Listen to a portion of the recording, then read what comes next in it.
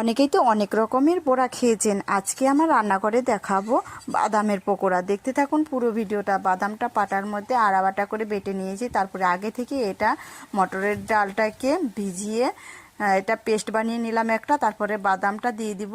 দেওয়ার পর আমি দিয়ে দিচ্ছি এখানে লঙ্কার গুঁড়ো আর হচ্ছে জোয়ান।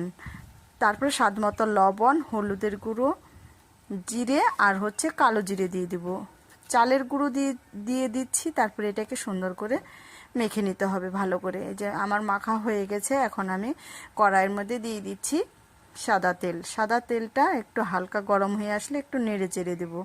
তারপরে ছোট ছোট করে পকোড়া টাইপের করে আমি দিয়ে ভেজে নামিয়ে ফেলবো। ভিডিওটি ভালো লাগলে অবশ্যই সাবস্ক্রাইব, লাইক, কমেন্ট করে পাশে থাকবেন। পাশে থাকা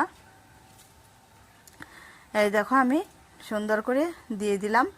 অনেকগুলো দিয়েছি। এখন এ পিঠ ভাজি হয়ে গেল। আমি এখন উল্টে দেব। আর ভিডিওটি যদি ভালো লাগে তাহলে অবশ্যই একটা লাইক দিয়ে যাবেন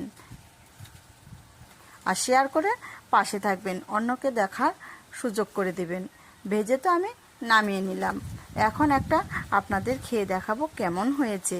সস দিয়ে নিয়েছি আমি, সস দিয়ে খেয়ে দেখাবো। অসাধারণ টেস্ট কিন্তু। বাড়িতে তাহলে একবার হলেও ট্রাই করে দেখবেন। খেতে কিন্তু অসাধারণ।